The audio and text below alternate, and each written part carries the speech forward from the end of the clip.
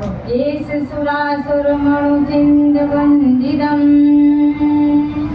धोभिघायिकं विमलं पणमादढ्यमाणं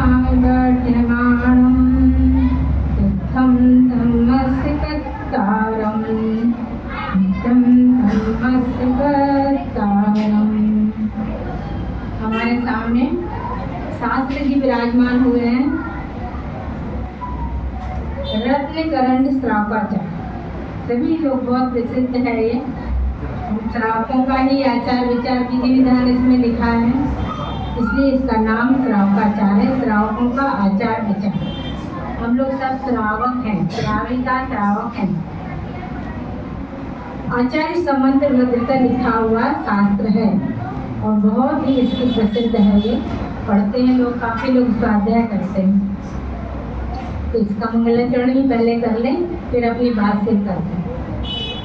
नमः श्री वर्धमानाय निर्धूत कलिलात्मने सालोकानां त्रिलोकानां यद्विद्यादर्पणायते यद्विद्यादर्पणायते।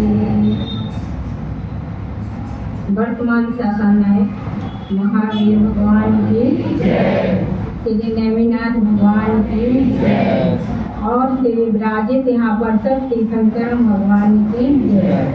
बोले बनारस के पारसनाथ भगवान की जय।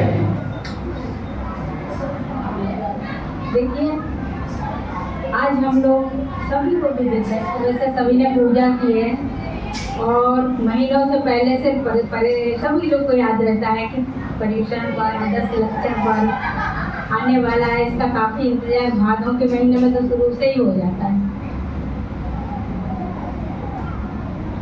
धर्म और पर्युषण पर्व और 10 लक्षण इस सबको थोड़ा हम लोग समझ लें। हम लोग हर साल मनाते हैं 10 लक्षण और मनाते आ रहे हैं और मनाते रहेंगे। पूजा भी पढ़ते रहेंगे, स्वाध्याय करते रहेंगे, जाप भी करेंगे, ध्यान भी करेंगे। जिसको जितना जिसमें मन लगता है वो इन दिनों में जरूर करते हैं सभी लोग। जो कभी भी नहीं करता वो इन दिनों जरूर करता है। भादों का महीना व्रतों का राजा है। इस 10 लक्षण व्रत हो जाते हैं। अनंत चतुर्दशी, सुगंध दशमी, सब इस तरह से अनेक व्रतों का संगठन इसमें रहता है भादों में।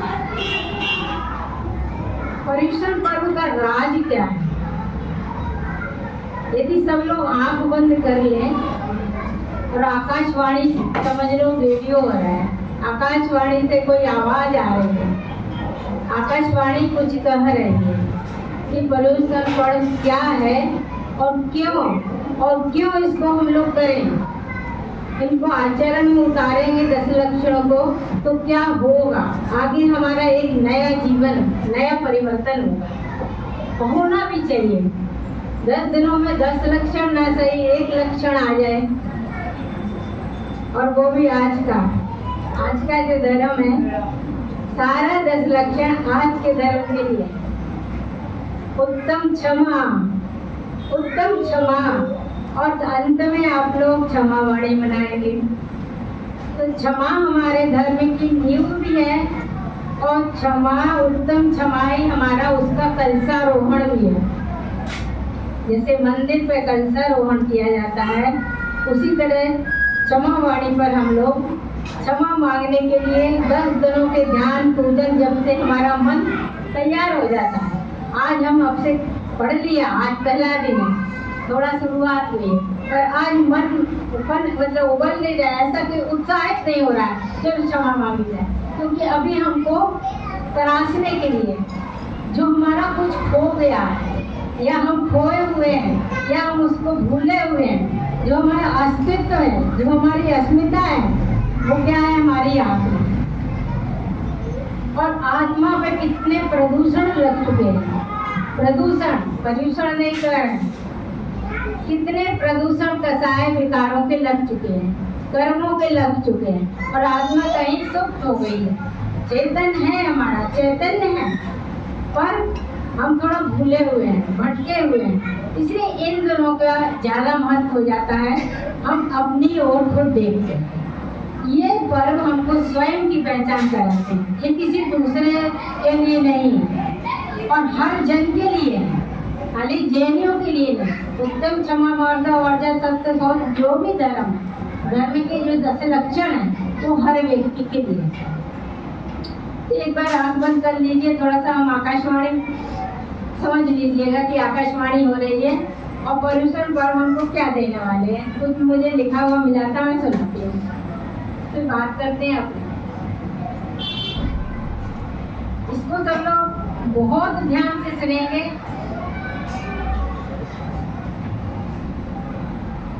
पर्यूषण पर्व हमको क्या देता, क्या गिफ्ट देता है।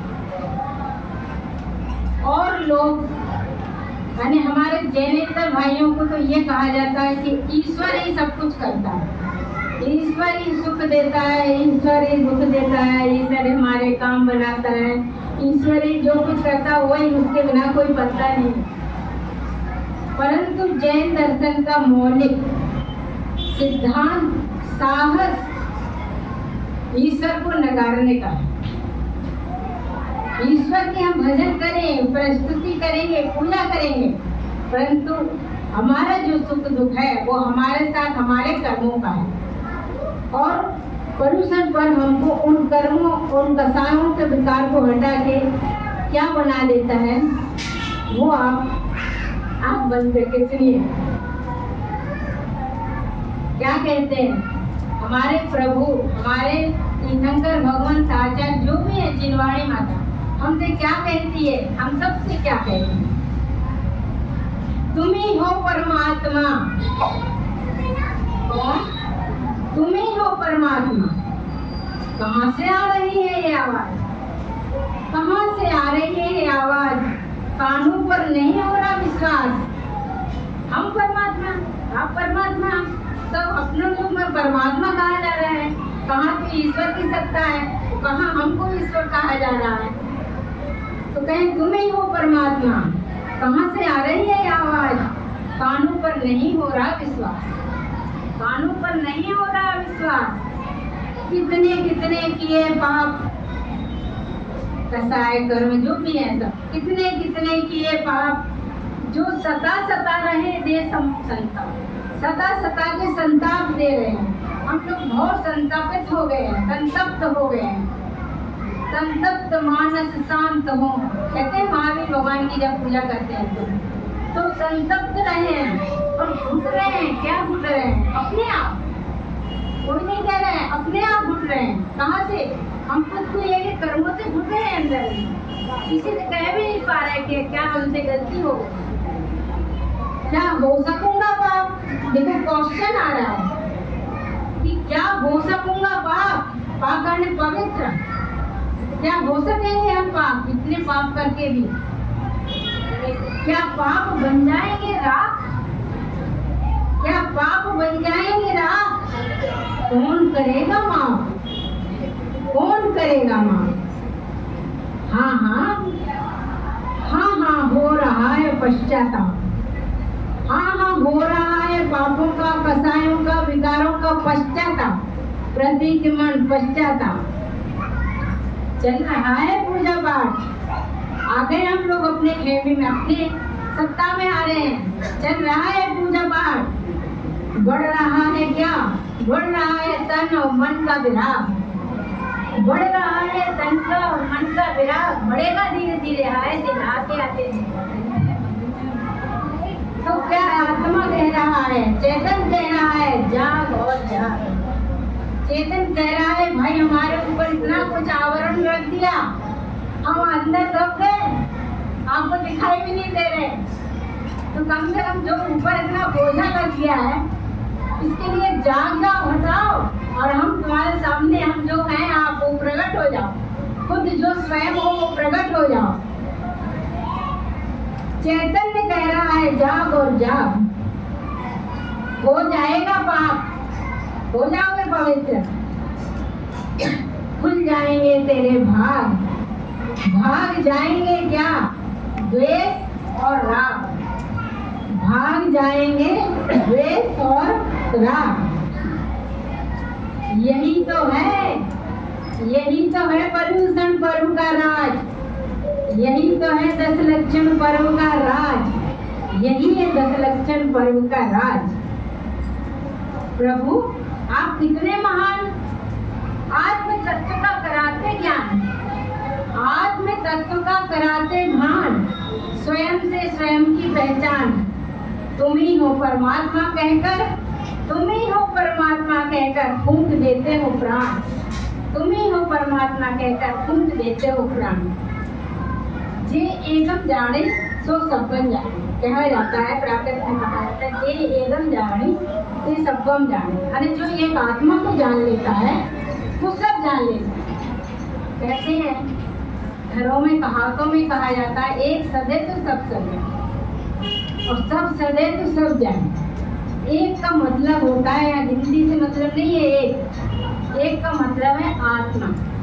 हम लोग अक्सर कहते हैं एकाग्र होके काम करो, कहते हैं बच्चों से पढ़ाई करने को भी कहते हैं, हम लोग भी कोई अपना काम करते हैं तो कहते हैं एकाग्र होकर करो। एक अग्र का मतलब होता है कि एक अने आत्मा के सन्मुख अने आप अपनी सत्ता में पहुंच जाओ, अपने अनंत गुणों की सत्ता में पहुंच जाओ तो आपसे सब काम सज जाए। क्योंकि हम लोग अनंत चतुष्टय हमारे हरिहंस भगवान है, वही सब गुण हम में भी है, परंतु हम उनको प्रकट नहीं होने दे रहे हैं अपने विकारों और कसायों को। तो ये हुई पर्यूषण पर्व की बात। अब धर्म की बात आती है, जब 10 लक्षण धर्म कहते हैं, धर्म कहते किसे? सभी लोग कहते हैं ये जैन धर्म है, ये हिंदू धर्म है, ये और भी ये तरह का जो भी।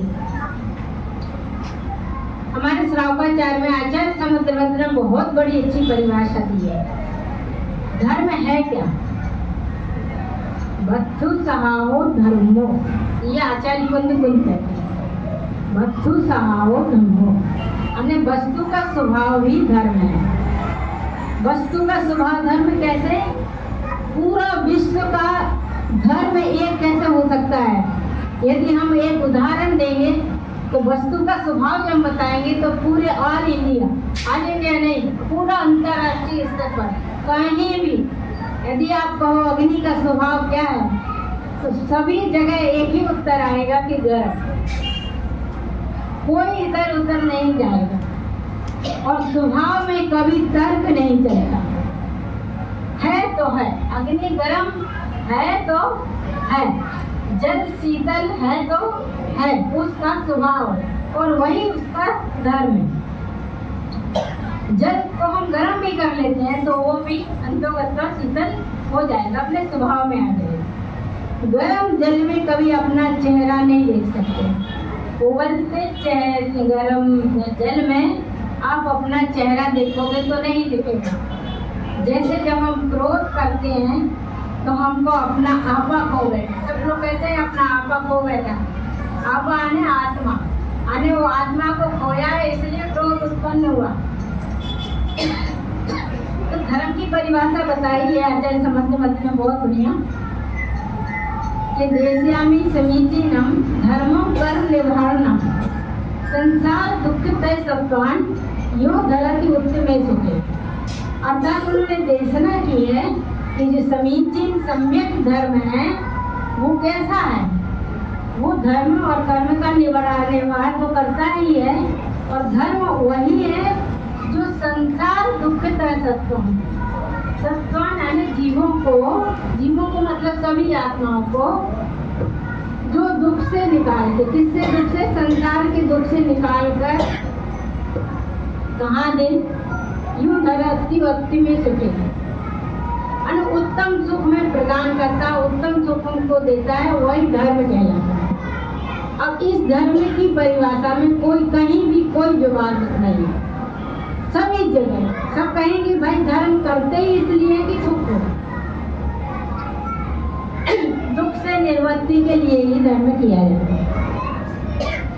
सभी यही कहते हैं देखो दुख में सुमरन सब करे, सुख में करे न कोई, और जो दुख में सुमरन करे तो सुख में सुमरन करे तो दुख का है कोई। दुख को अलग करने के लिए हम भगवान के पास आते हैं, शास्त्र जिनवाणी पढ़ते हैं। तो धर्म से लगाव रखने में क्या होता है कि हमको खुद अपना स्वभाव पता चलता है कि हम हैं क्या और हम कहाँ जा रहे हैं, भटक कहाँ गए, अपना घर कैसे भूल गए। तो ये तो हुई धर्म की बात। दूसरी बात देखो, 10 लक्षण जो हैं वो धर्म एक है। आचार्य उमा स्वामी तत्वार्थ सूत्र के 9वें अध्याय में जब लिखते हैं कि उत्तम क्षमा मार्जव आर्जव सत्य शौच संयम तपस्या त्याग धर्म आकिंचन ब्रह्मचर्याणि धर्मा, तो ब्रह्मचर्याणि तक तो वो बहुवचन है, 10 गिनाए न तो बहुवचन, और धर्मा कहते हैं तो एक वचन, यानी धर्म एक है और लक्षण 10 है। हम जाप भी करते हैं उत्तम क्षमा धर्मांगाय नमः। तो क्या कह रहे हैं इसमें, उत्तम क्षमा जो है वो धर्मांगाय, धर्म का अंग है। जैसे हमारा पूरा शरीर समझ लो कि धर्म है, और उसमें से एक एक हाथ पैर नाक कान ये अंग है। तो अंग के बिना शरीर नहीं और शरीर के बिना अंग नहीं। तो उसी तरह धर्म और उसके ये 10 अंग, 10 उसके लक्षण हैं। तो क्षमा हमारी नींव है, और क्षमा से बात इसलिए उत्तम, देखिए हर धर्म में उत्तम ही लगा है, सबको पता है। हम केवल क्षमा नहीं करते, उत्तम क्षमा ही कहते हैं, क्योंकि साधारण जो बात होती है क्षमा की वो बहुत व्यवहारिक रूप में चलती है, क्या शब्दों में चलती है, ऊपर ऊपर चलती है। जब दिल से, मन से, आत्मा से एकदम कसाई का निर्मूल हो जाए तब वो उत्तम क्षमा कहलाता है। इसलिए हर धर्म के साथ उत्तम शब्द जुड़ा है। उत्तम के लिए सम्यक भी कह सकते हैं, जैसे कि ज्ञान दर्शन, सम्यक दर्शन ज्ञान चारित्राणि मोक्ष मार्ग कहते हैं। अकेला ऐसा तो नहीं कहते, सम्यक के बिना नहीं कहते। इसी तरह सम्यक शब्द उत्तम के लिए ठीक है। सम्यक दर्शन ज्ञान चरित्र सहित भी क्षमा होना चाहिए, सम्यक सहित क्षमा होनी चाहिए, कृतकारित अनुमोदना सहित क्षमा होनी चाहिए, मन वचन काय से होने, यानी 9 कोटि सब जो है पूर्वक होनी चाहिए। इसलिए उत्तम हर धर्म के साथ हर दिन चलेगा, ये उत्तम। धर्म की बात हो गई, उत्तम की बात हो गई। अब पर्व, हमारे जो पर्व कहे जाते हैं, तो ये सभी को पता है कि पूरा भारत धर्मों पर्वों का ही देश है। साल में 365 दिन होते हैं, और मुझे नहीं लगता कि मैं यदि अतिशयोक्ति नहीं कर रही हूँ तो भले कोई 5 दिन घटा बढ़ा ले उसमें, और नहीं तो मुझे लगता है 365 दिन भी कम पड़ते हैं। हर दिन आए दिन पूरे संस्कृतियों का, सबका धर्म के अनुसार अपना अपना कोई ना कोई पर्व रहता ही है। बनारस में एक कहावत है, 7 दिन 13 त्योहार, एक सप्ताह होता है 7 दिन का, और उसमें 13 त्योहार आ जाते हैं। तो पर्व आ जाते हैं, तो पर्व का मतलब ही है पवित्रता। वो चाहे पर्व कोई भी मना रहा हो, बाहर आप लोग सब समझ रहे हैं, चारों तरफ पर्व चल रहे हैं, ढोल मजीरा बज रहे हैं, सबको उत्साह है, कुछ ना कुछ सब लोग संकल्प करते हैं, इन दोनों बुराइयों से बचते हैं, और पूजा पाठ में अपने अपने हिसाब का ध्यान लगाते हैं। तो पर्व एक माहौल बना। इसी तरह पर्यूषण पर्व, 10 लक्षण पर्व एक माहौल बनाता है। माहौल बनाने से हमारी जो मन की पर्याय भी बदल जाती है। जब कोई चीज का माहौल बनता है ना, तो पर्याय बदल जाती। पर्याय बदल जाती का मतलब जो है वो नहीं रहते, इसका मतलब ये नहीं है, वही अंदर का जो उत्साह होता है, अंदर ये भी ऐसी दृढ़ता और ऐसे भाव होता है कि क्या कुछ कर ले, क्या कुछ कर ले। घर में मन नहीं लगता लोग का, मंदिर फिर शाम को मंदिर, फिर सुबह मंदिर, अरे कि घर में गए, दुकान में गए, ऑफिस में गए, तो भी एक मन के अंदर धागे की तरह, मोती की तरह चलता ही रहता है कि आज ऐसा है, आज ऐसा करना है, आज ऐसा करना है। तो वो एक प्रकार से जो पर्व होता है पवित्रता का सूचक होता है। कई लोग इसको गन्ने की गांठ होती है, गन्ना सबने देखा होगा, उसकी बीच बीच में गांठें आती हैं, वो नीरस होती है, वो मीठी नहीं होती, पर उसको बोया वहीं से जाता और वही मीठा गन्ना पैदा होता। तो इसी तरह वो नीरस भले होती, जैसे हम लोग क्या इन दिनों रस आदि का कितनी बातों का त्याग करके रखते हैं और शुद्ध सात्विक भोजन करते हैं। चाहे सब लोग, कुछ लोग उपवास भी करते हैं, कुछ एकासन करते हैं, कोई कुछ नहीं कर पाता तो शुद्धता से सात्विक घर का भोजन करते हैं, बाजार का कुछ नहीं लेंगे, ऐसा तो कोई ना कोई कुछ ना कुछ करते हैं। तो इस तरह से पर्वों में पवित्रता आती है, सबके मन में पवित्रता आती है, एक माहौल बनता है। तो ये हुई पर्व की बात। धर्म उत्तम, धर्म की बात हो गई, उत्तम जो लगता है उसकी बात हो गई, और पर्व की बात हो गई। अब हम आते हैं आज के उत्तम क्षमा धर्म। उत्तम क्षमा धर्म जो है, इसको हम कहते हैं ये स्वभाव है, क्या है? ये हमारी आत्मा का स्वभाव। अब हम लोग स्वभाव में रहते नहीं, यदि स्वभाव में रहे तो सुखी रहे, और स्वभाव के अलावा जब विभाव में जाते हैं तो क्रोध का साय पैदा होती है। और क्रोध जब पैदा होता है तो सभी को पता है कि क्रोध में आदमी क्या कुछ बोलता भी है, कर भी जाता है।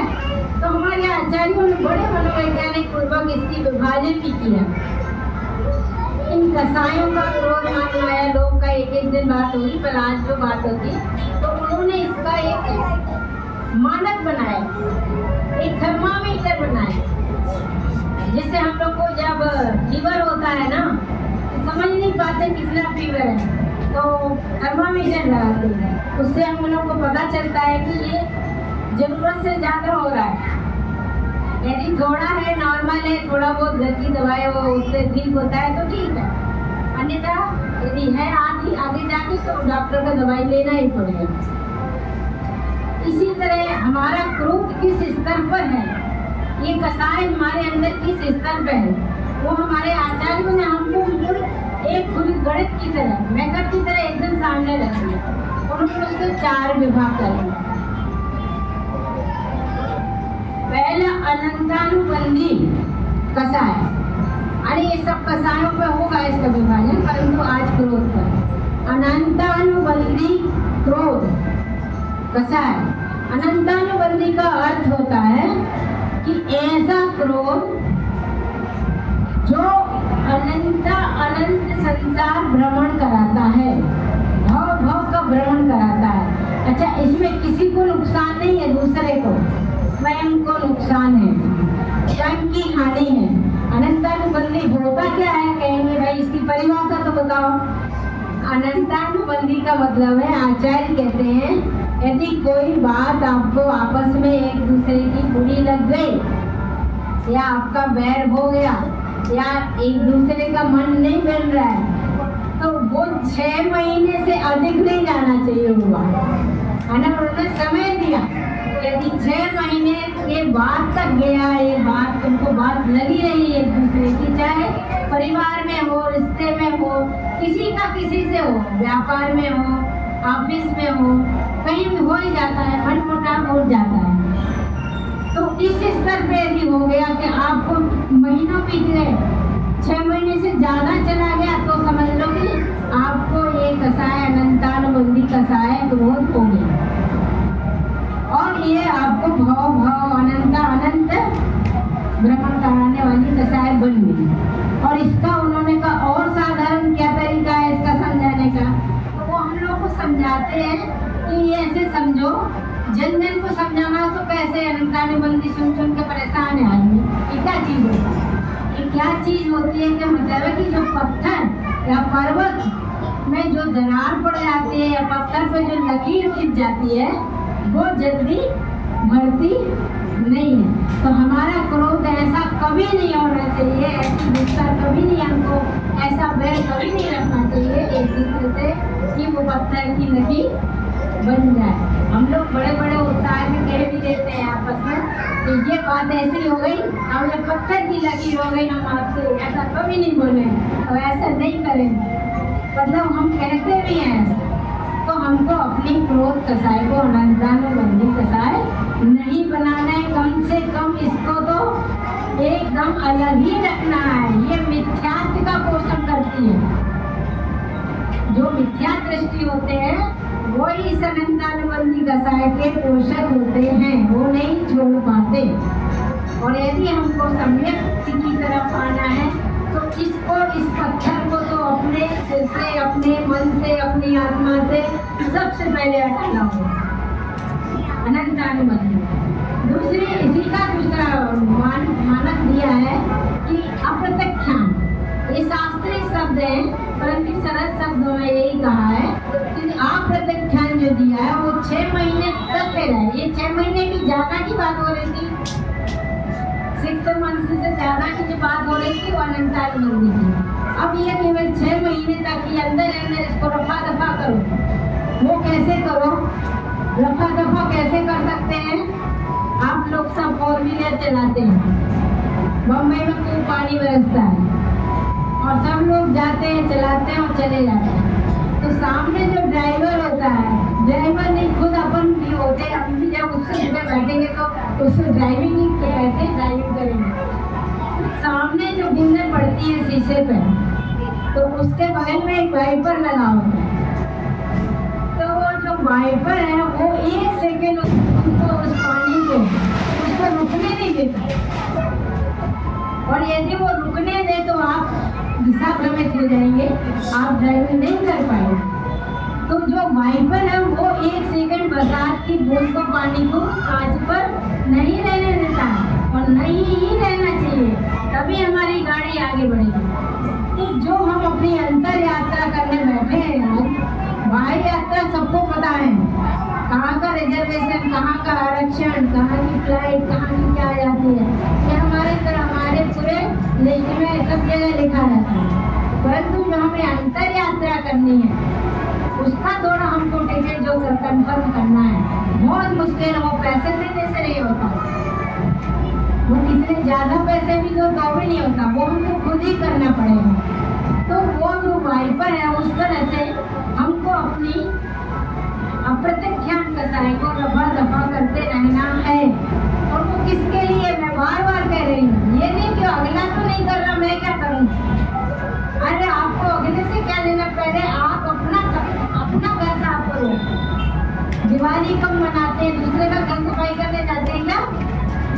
यदि हम कहें हमारा 10 लक्षण पर हमारी आत्मा की दिवाली है तो कोई बड़ी बात नहीं है। आत्मा जगमगा जाएगी 10 दिन में तो हमारी दिवाली है। हम कचरे को, कसायों के कचरों को और असंयम के कचरों को, विषय भोगों को अलग रखते हैं, अलग करते जाते हैं, तो हमारी आत्मा जगमगाती है और हमारी दिवाली हो जाती है। तो ये अप्रत्यक्षान। और फिर कहते हैं प्रत्यक्षान, तीसरे नंबर है। उसको तो कहते हैं 15 दिन बहुत है, 15 दिन के अंदर अंदर उसको छोड़ो। छोड़ो माने मन से छोड़ो। कभी कभी क्या होता है, व्यवहार हम भी जानते हैं, हम भी घर गृहस्थी वाले हैं, परिवार में रहते हैं, रिश्तेदारी में भी रहते हैं, समाज में भी रहते हैं, तो सब थोड़ा अनबन मन का सब चलता है, आदमी है, सब होता रहता है, विचारों का संघर्ष होता रहता है। परंतु फिर भी हमारे आचार्य करते, वो करते हुए भी आप अपना स्तर थोड़ा बढ़ाते जाइए, अनेक दिन कम करते जाइए। कसायों को रहने का इतना, किराएदारों को रहने का इतना समय मत दीजिए। अपने अंदर की वोकल को कहें कि नहीं, मैं खाली नहीं करूँगा।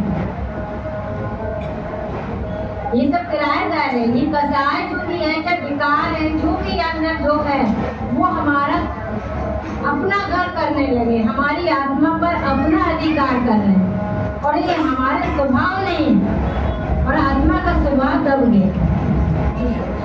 तो 10 लक्षण पर में जब प्रत्यक्षान करें 15 दिन के अंदर, नहीं आचार्य लोग जलवाड़ी माता हमको समय दे रही है, नहीं बेटा 15 दिन तुम्हें जितना भी मन में गुस्सा उस्सा है सब कर लो, पर 15 दिन तक करो, फिर इसके बाद फिर तुमको परेशानी हो जाएगी। लेकिन जिलवाड़ी माँ जो होती है वो फटकारती भी है, दुलारती भी है। जैसे माँ होती है ये अपने बच्चे को कभी दुलारती भी है, कभी उसकी गलतियों पर उसको फटकार भी लगाती है, कभी कसाय नहीं होती, बच्चे को सुधारने की बात होती है। चाहे हम टीचर लोग हो, चाहे बड़े माता पिता गुरुजन लोग हो, जो भी हो। और प्रत्याख्यान के बाद आती है संजीवन कसाय। जो प्रत्याख्यान कसाय है वो हमको संयम मुनि करके और नहीं ले जाने देती। यदि वो कसाय बनी रहेगी तो हमारा वहाँ भाव ही श्रावक व्रत लेने का भाव ही नहीं होगा। और संचलन कसाय मुनियों के पास थोड़ी बहुत रहती है, वो भी उसी तरह जो हमने कहा एक माँ होती है, जिस तरह आचार्य होते हैं, उनके संग में इतने मुनि महाराज होते हैं, उनको सबको देखना है किसकी गलती हुई है, किसका चर्या में कितनी परेशानी है, सावधानी रखी कि नहीं रखी, तो उनको 16 संतुलन कसाय। इसलिए इसका जो अप्रत्याख्यान की बात करी, पत्थर की लकीर चली थी अनंतनबंदी में, प्रत्याख्यान की लकीर है लकड़ी की तरह, और प्रत्याख्यान की जो लाइन है वो धूल या बालू समझ लो उसकी तरफ है। एक हवा आएगी और मिटा देगी, उन्हें थोड़ी सी बात आपस में होगी और फिर भी कह देंगे जाने दो, हो गया, कल की बात कल की, आज की बात। तो इसी तरह संजीवन कसाय वो तो जल की रेखा की तरह, संजीवन कसाय जल की रेखा की तरह है, और जल में कभी रेखा नहीं खींची जा सकती। इधर आप उंगली से रेखा शुरू करो, उधर समाप्त, किसी नहीं। तो हमारी यदि कसाय संतुलन हो जाए तो बहुत अच्छी, परंतु प्रत्याख्यान तक तो आ ही जाए हम लोग। आज इन 10 लक्षण पर्वों में आराधना और पूजा पाठ करते करते तो हमारी बहुत बड़ी उपलब्धि होगी, क्योंकि हमको हर साल में कोई एक उपलब्धि तो करना ही है, तभी तो हमारा 10 लक्षण मनाना सार्थक होगा। जैसे एक थोड़ी सी कथानक करने की बात समझी जा सकती है, कभी कभी मन में बात घर कर जाती है और मन इतना भारी हो जाता है, लगता भी कोई 100 किलो का वजन रख दिया, परंतु बात इतनी बड़ी लगती है कि मन कहते हैं हमारा आज मन नहीं लग रहा, आज हम बहुत परेशान हैं। और परेशान कौन होता है? परेशान वो होता है जब परे और शान, इसमें हम दो का विभाजन करेंगे। परे यानी पर और शान यानी हमारी आत्मा। आत्मा से परे गए और परेशान हुए। आत्मा को छोड़ के, आत्मा ने स्वभाव को छोड़ के विभाव में गए और परेशानी बढ़ी। तो मन में जब कोई बात घर कर जाती तो बड़े बड़े डॉक्टर काम नहीं कर पाते। तबीयत खराब हो गई, बीमारी का पता नहीं लग रहा, सारी चेक जितने भी जाके हॉस्पिटल डॉक्टर लिख देते हैं, चेकअप कराओ, ये कराओ, जो भी, या बीपी का हो, शुगर का हो, या और वो मशीनों पे जो भी होता है, MRI होता है, और क्या कहते हैं उसको, सब करा डाला। मान लो 2 भाई थे और बड़े भाई को बीमारी हो गई और कोई डॉक्टर नहीं पकड़ पाया। अब सब घर परेशान कि आदमी आखिर डॉक्टर ही तो दिख जाएगा, और डॉक्टर इंडिया में जो लिख दिया है, जिन मशीनों को बचाने को लिख दिया है, उन मशीनों को वो है, मशीन के अंदर में कुछ नहीं आया, रिपोर्ट में कुछ नहीं आया। अब डॉक्टर कह रहा भाई हम तो हार गए, इनको पता नहीं क्या हो गया। फिर एक मनोवैज्ञानिक को बुलाया गया कि ना दवाई की जरूरत है इनको, और ना इनको कोई अंदर से कोई शरीर में कोई परेशानी, इनकी देह में कोई परेशानी नहीं। तब किसी मनोवैज्ञानिक ने उनसे बहुत दिन 24 घंटे उनके पास बैठ के उनका धीरे धीरे उनका मन पड़ता बोले आखिर बात क्या है। तो उन्होंने मित्रवत जब उनसे बात की, इन्होंने कहा कि भाई मैंने अपने छोटे भाई से थोड़ा छल किया, कोई बात नहीं, तो बंटवारे को लेके गए तो चाहे जो भी कोई बात बीच में हुई हो, अलग हुए भाई होते हैं, तो हमने थोड़ा छल किया, वो बात हमको खाए जा रही है और वो अंदर भूल रहे। देखिए कोई भी कसाय यदि अंदर आ गई तो हमारे को छाती का पीपल बन जाती है। पीपल जानते हैं सब लोग, पीपल का पेड़ देखा है? पीपल का पेड़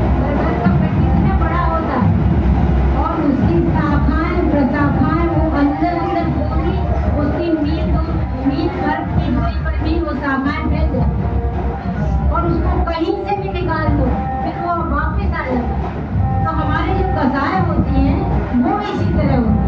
वो मन में यदि घर कर गई और उनको गहराई, जैसे हम लोग कोई बीज बोते हैं कहीं, और यदि बीज ऊपर ऊपर से चिड़िया खाएगी तो उथला उथला हुआ तो आएगा नहीं अंकुर। हम वो बीज को गहरा बोते हैं तब उसमें अंकुर आता है और उसका तरफ खाद पानी भी देते हैं। उसी तरह वो तो हुई पेड़ पौधे की बात, वो तो देना ही है खाद पानी, तभी तो फल आएगा। इनको हम कसायों पे यदि इस तरह का करें कि हमने कोई बात घर कर गई और हमारे मन के अंदर गई और मन की तहों तक गई, मन की बहुत परतें हैं और अंदर चली गई और वो परेशान कर रही है, कोई दवा नहीं काम कर रही, कोई दुआ काम नहीं कर रही और शरीर परेशान है पूरा, ऐसा हो गया है शरीर की चलने फिरने लायक की ताकत भी नहीं रही।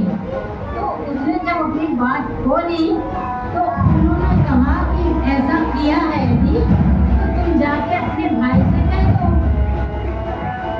और माफी मांग लो।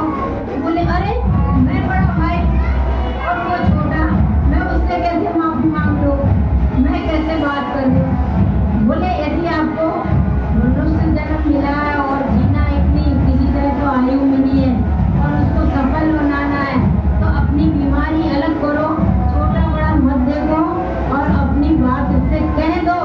वो देखना तुम लोग कह नहीं हम जाएंगे तो हमारा मान नहीं होगा, सम्मान नहीं होगा। वो मनोवैज्ञानिक जो डॉक्टर थे उन्होंने कहा चल के देखो, यदि आपको स्वस्थ होना है तो यही कारगर होगा। तो वो गए कहने सुनने से, जैसे ही वो अपने छोटे भाई के घर पहुंचे तो छोटा भाई का परिवार जो पूरा था वो इतना उत्साहित, इतना खुश उससे उछल पड़ा और अपने ताऊ जी या बच्चों ने ताऊ जी कहा है, छोटे भाई ने बड़े भैया कहा, आप उनके पैर छुए, बड़े भाई आए, बड़े भाई आए। और इनको इतना कहने की भी जरूरत नहीं पड़ी कि हमने ऐसा, जो मैंने उनसे कहा तो गले मिले।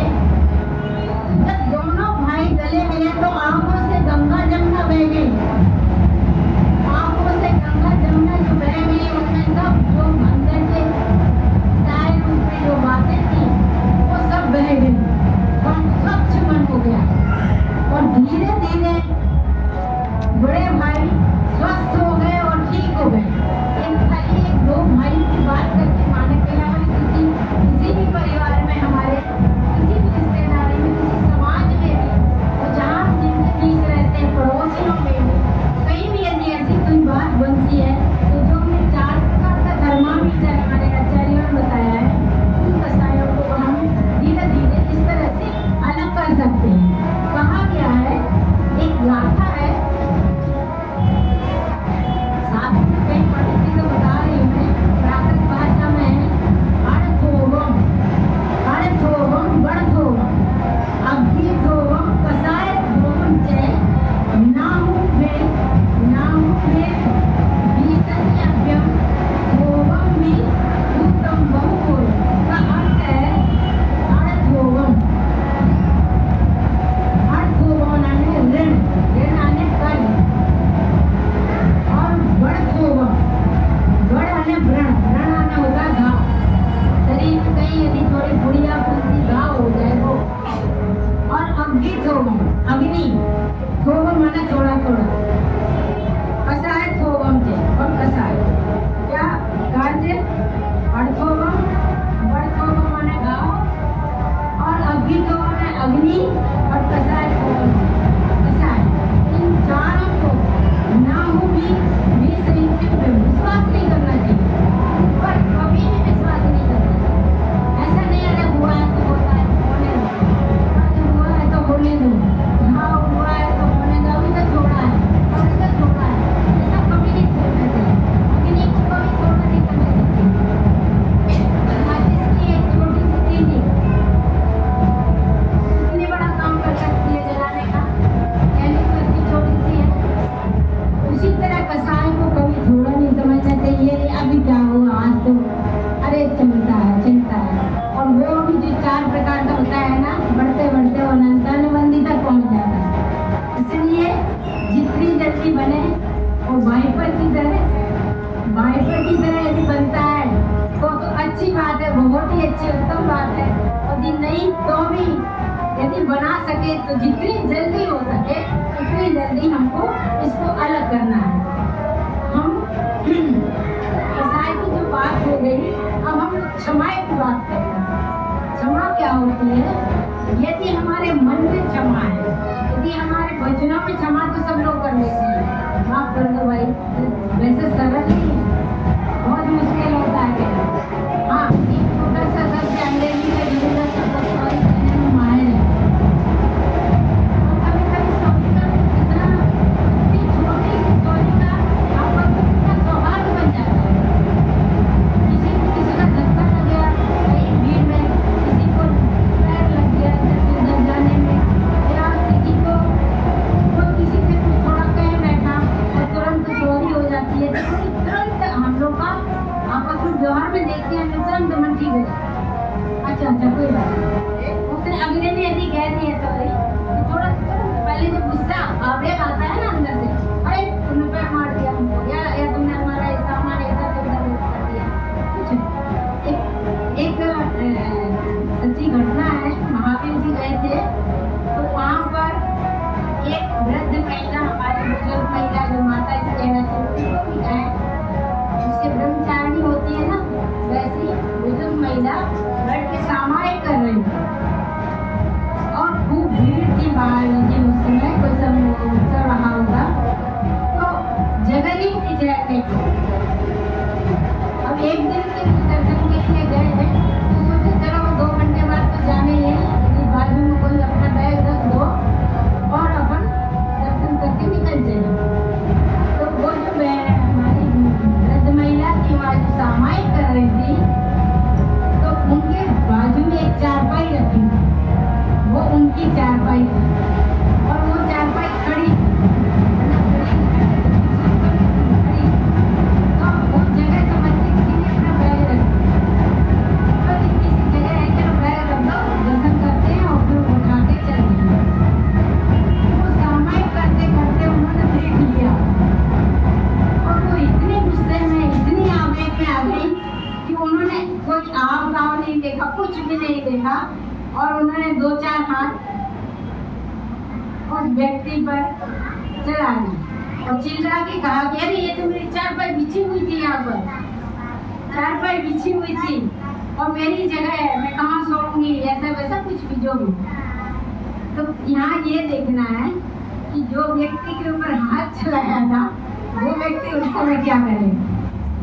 वो व्यक्ति का विवेक वही काम करता है कि भाई एक तो महिला है, दूसरे वृद्ध है, तीसरे ब्रह्मचारिणी है, देखो सावत्व से सामायिक कर रही है।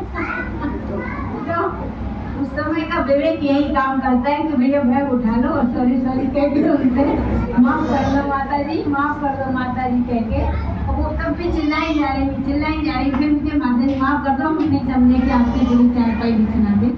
तो इस तरह का हमको विवेक भी कहीं चाहिए, ऐसा नहीं है कहीं और हमारे युवक होता, कोई ऐसे होता तो सोचता ये हमको हाथ चलाई है तो वापस कुछ भी हो सकता था।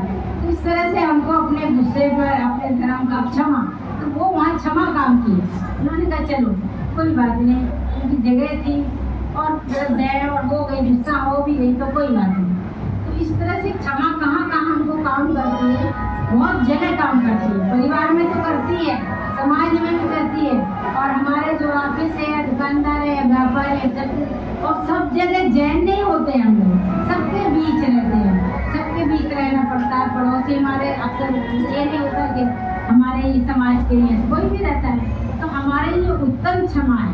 और क्षमा की जो छोटी सी भी थोड़ी किरण हमारे पास आ जाए, अच्छा, उत्तम क्षमा का सबसे बड़ा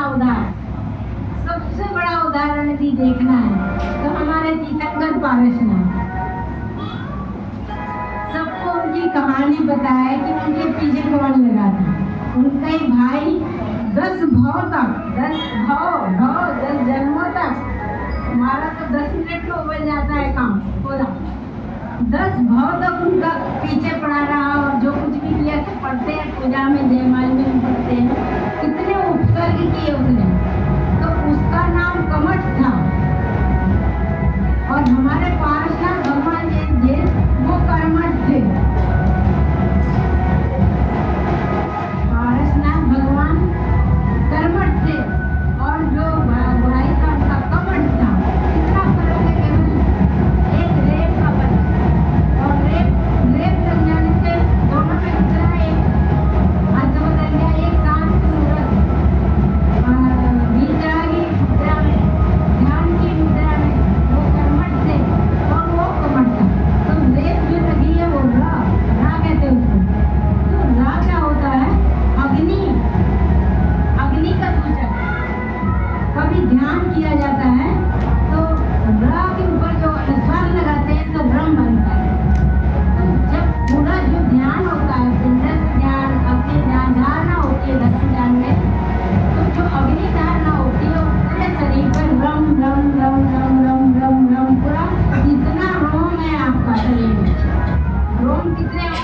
पता नहीं है, पर रोम रोम में राम राम लिखा जाता है, रोम रोम में ओम लिखा जाता है। कैसे? ध्यान पूर्वक। तो जब उनकी राम की जो अग्नि प्रज्वलित थी उनके पास, कर्मठ थे पारसनाथ भगवान, और ध्यान अग्नि में जुड़ते, तो कमठ का उपसर्ग कोई उनके ऊपर काम नहीं कर पाया, और उन्होंने कोई प्रतिक्रिया नहीं दी, एक भाव नहीं 10 भाव तक कोई प्रतिक्रिया नहीं दी, इसलिए वो पारसनाथ बने। और वो अमर, मतलब आज समझ लो कि उनकी जैसी उत्तम क्षमा यदि देखना है, तो उत्तम क्षमा का सबसे बड़ा उदाहरण पारसनाथ भगवान है। ऐसे तो बहुत मुनि राजों के ऊपर उपसर्ग हुए हैं भी और तब अपन समझते कि पढ़ते भी हैं, पारसनाथ का सबको मालूम है। तो इस तरह से हम लोग यदि हमारे पीछे कोई दूसरा व्यक्ति थोड़ा सा करता भी है, तो ये समझना चाहिए समता भाव कैसे आता है, ऐसे नहीं आ जाता कि जब तुम करोगे मजा आया सुनते समता करनी, उनके पास सुनता नहीं है।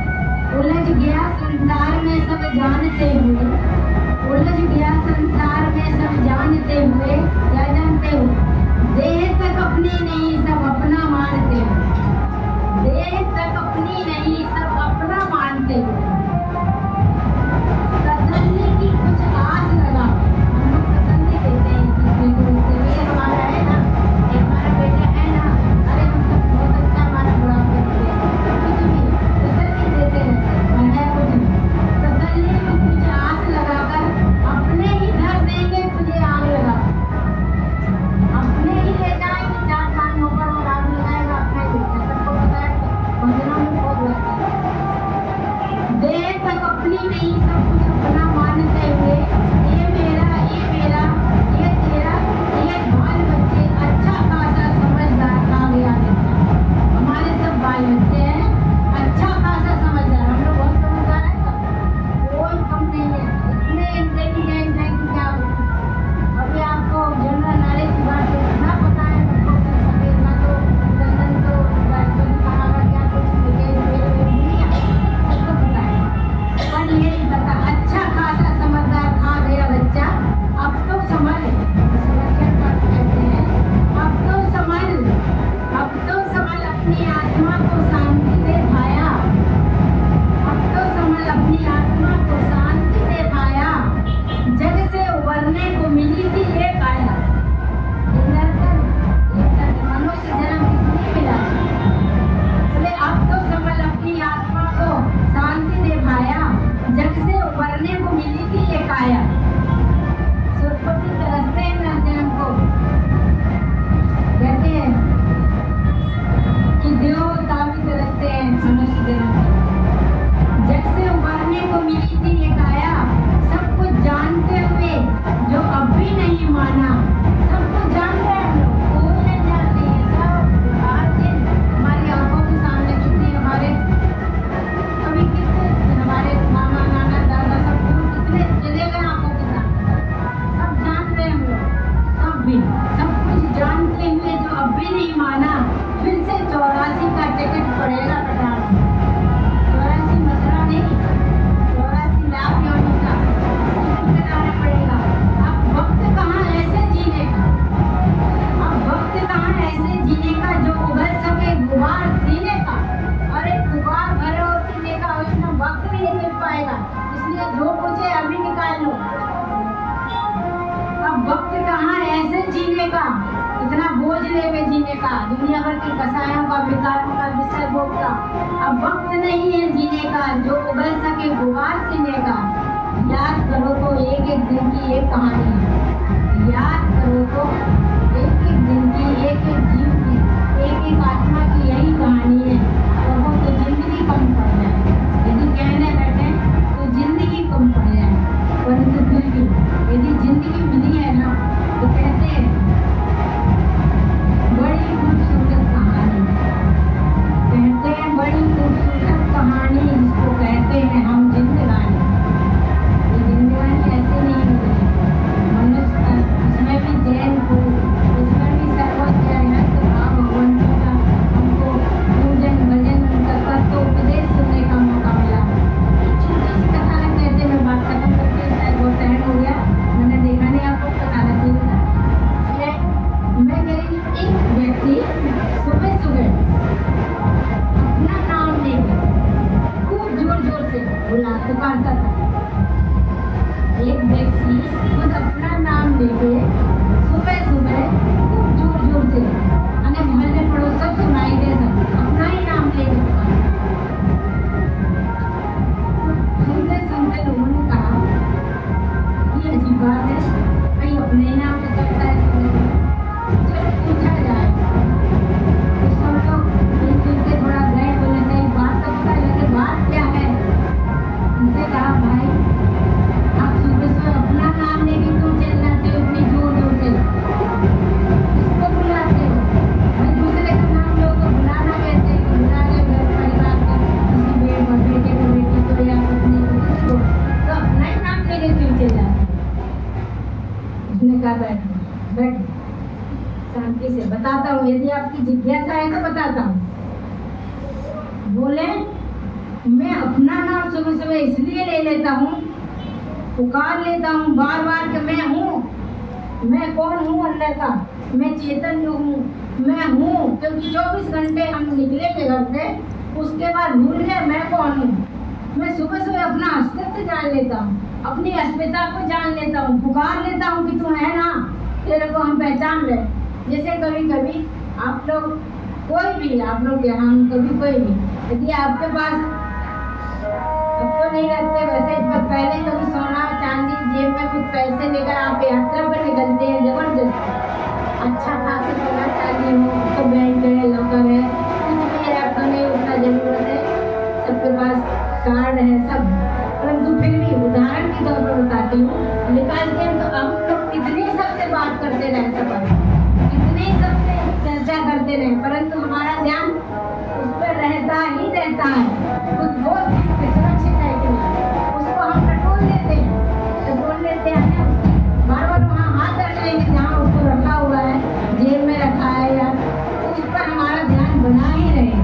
तो उसी तरह उन्होंने कहा कि मैं अपना नाम ले लेके पुकार लेता हूँ अपनी आत्मा को, तो मैं हूँ, क्योंकि 24 घंटे तो पता नहीं कितने मैं भूल जाता हूँ, इसलिए मैं अपना नाम पुकारता हूँ, अपना अस्तित्व में जानता हूँ। तो हमारे जो दस लक्षण है वो हमारा अस्तित्व हमको ध्यान दिलाने के लिए, ये हमारी पहरेदारी करने नहीं आते, हमको पहरेदारी सिखाते हैं, हमको चौकीदारी सिखाते हैं, हमको अपने सिक्योरिटी गार्ड बनाते हैं। कि जैसे जहाँ भी कैंपस होते हैं बाहर एक सिक्योरिटी गार्ड बैठा रहता है, कभी आपको किसी से मिलना है तो वहाँ लिखना पड़ता है किसे भी तो ऊपर जाना है, किस माले पे जाना है, उसका नाम अपना नाम दो, किसके यहाँ जाना है उसका नाम दो, वो फोन करके कहेगा ऐसा कुछ मिलने आया तो जाने नहीं है, हमें नहीं जाने देंगे। ये सिक्योरिटी यहाँ तो रखते हैं हम, परंतु हमारी आत्मा के अंदर कितने चले आ रहे हैं, आश्रय हो रहा है, आश्रय हो रहा है बराबर, कसायों का आश्रय हो रहा है, विचारों का हो रहा है, कोई विषय लोगों का आश्रय होता ही रहता है और हो ही रहा है, परंतु हम लोग उसकी कोई पहरेदारी नहीं करते, कोई चौकीदारी नहीं करते। हमको खुद अपना पहरेदार बनना है, अपना चौकीदार बनना है, और इन सब जो भी चीज़ें हैं जिससे हमारी आत्मा मलिन होती है, कलुषित होती है और उसका हमको गुण नहीं प्रकट होने देती, उन चीज़ों से हमको बचने के लिए 10 लक्षण पर आते हैं, ध्यान दिलाने के लिए प्रयोगशाला। ये ऐसा नहीं कि हम 10 लक्षण 10 दिन करके और फुर्सत हो जाए वापस वैसे कैसे, जैसे कि हम लोग बाहर आए, जूता चप्पल बाहर है ना, क्योंकि उनकी तो औकात नहीं अंदर आने की, न ला सकते हो आप, लाओगे भी नहीं, कोई कहेगा भी नहीं उतारो, नहीं उतारो, फिर भी आप उतारेंगे क्योंकि उनकी भूमिका वहीं तक है। और वापस उतर के हम वही खोजते हैं, जिसे विषय भोग जो होते हैं वो सांप की तरह उनकी औकात नहीं है नारायण भगवान के सामने आने। आप कितने 24 घंटे विषय भोगों में लिप्त रहो, अपने घर में इंद्रियों में लिप्त रहो, असंयम में रहो, परंतु यहाँ जब देहरी पर बाबा की देहरी पर, भगवान की सर्वज्ञ की देहरी पे आपका पैर आएगा, आपका माथा झुकेगा, आपके सारे मंदिर के जो विकार है वो रफू चक्कर, क्योंकि उनकी औकात नहीं, वो अपनी ये भूमिका ही नहीं रख सकते कि वो यहाँ तक है। तो इस तरह जो हम कर सकते हैं वैसा बाद में भी हम अपने लिए करके रखें अभी, और थोड़ा थोड़ा करके रखें, ऐसा नहीं कि हो गया 10 लक्षण, आज से शुरू है 10 दिन तक गिन के, और गिनती गिन के उसको समापन की तरफ तो चले ही जाएंगे। और यदि हमारी अंतर यात्रा शुरू हुई है आज, और हम सब लोगों के बीच में हम बैठे हैं अपनी बात कह हैं, और हम भी आप सबके बीच के ही हैं, हमें भी क्रोध आता है, हमें भी गुस्सा आता है, हम भी गृहस्थी हैं, परंतु हम जो भी संबोधन है वो अपने लिए कर रहे हैं, प्रत्येक आत्मा के लिए कर रहे हैं, अपने लिए कर रहे हैं कि हे भगवान, ये 10 लक्षण पर हमारी प्रयोगशाला है, यहाँ आके हम समझते हैं कि क्षमा वार्जा क्या है, और उनको हमको धारण करना है, खाली समझना ही नहीं है, इनको शब्दों तक नहीं रखना है, इनकी मन की गहराइयों तक उतारना है। तो उतारेंगे कैसे? जब हम खेती करते हैं तो वहाँ का जो कचरा होता है पहले उसकी भूमि तैयार करते हैं, हल चलाते हैं, बाद में बीज बोते हैं, तभी फसल अच्छी आती है, और फसल आने को भी होती है तो जो आजू बाजू उगाता है कुछ भी बेमतलब का, उसको भी अलग करते हैं, उसको खरपतवार जो भी कहते हैं। तो उसी तरह हमको अपने सजग रहना, सजगता यदि हमारी रहेगी तो आश्रम नहीं होगा कसायों का, क्योंकि हमारा स्वभाव नहीं है।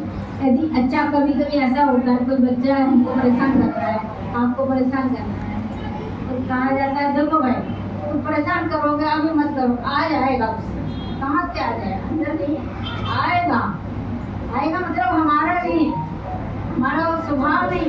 लोगों को गुस्सा मत दिला, गुस्सा आ जाएगा, नहीं तो मेरा ऐसा कर देंगे, ऐसी सजा दे देंगे, कुछ भी कर देंगे, पीट देंगे, मार देंगे, कुछ भी। तो इस तरह से गुस्सा या क्रोध या कसा हमारा स्वभाव नहीं है आत्मा का, परंतु यदि आवरण हमारे ऊपर आ गए हैं तो हम उनको इन लक्षणों के बाद धीरे धीरे जिसका जितनी भूमिका बनती है, चाहे हमारे ये नहीं कि महावीर स्वामी ने बहुत बड़ी क्रांति की है, ये नहीं कि उम्र हो जाएगी तो करना है, चलो उम्र हो गई तो भजन करो।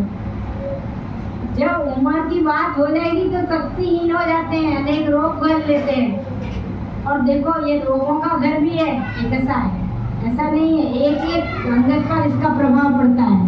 यदि आप क्रोधी व्यक्ति को देखेंगे तो वो खुद अपना चेहरा नहीं देख सकता दर्पण में, शीशे में। यदि उसको गुस्सा होकर तो शीशा दिखा दोगे ना, करेगा अरे ये हम नहीं है।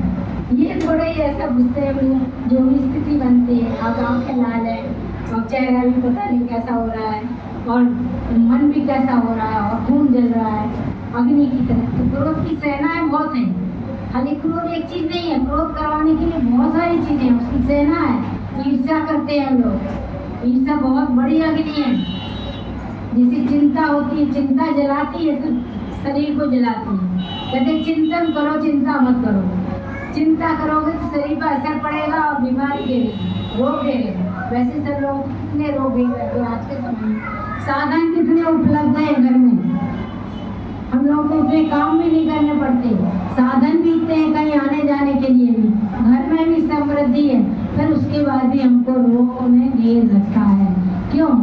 हमने ऐसी कसायों को अपने घर में अपना जगह दे रखी है कि वो अपने प्रकार का हमको बना लेते हैं। इस तरह से रोग पैदा होते हैं। बीपी हाई तभी होता है जब क्रोध होता है। तो इस तरह से मतलब बहुत बातें हैं, आयुर्वेद के अनुसार भी, ज्योतिष के अनुसार भी और धर्म के अनुसार तो है ही। तो इस तरह यदि हम और भी बातें आगे अपन कल करेंगे, परसों करेंगे, होती रहेगी। तो आज से ये प्रण करें कि ये अंतर यात्रा में यदि हम चल रहे हैं तो कहीं 10 दिन के बाद कोई मंजिल, कोई लक्ष्य हमको जरूर प्राप्त हो, कुछ उपलब्धि जरूर प्राप्त हो। इसी भावना के साथ हम अपनी बात, क्योंकि एक लाइन कह के अपनी बात कहते हैं, क्षमा करिए, क्षमा करिए फिर समझिए, क्षमा करिए फिर समझिए जिंदगी क्या चीज़ है, जिंदगी क्या चीज़ है, जिंदगी क्या चीज़ है। बोलो महावीर भगवान की जय। हम लोग 9 बार उत्तम क्षमा का जाप करके निर्माण माता की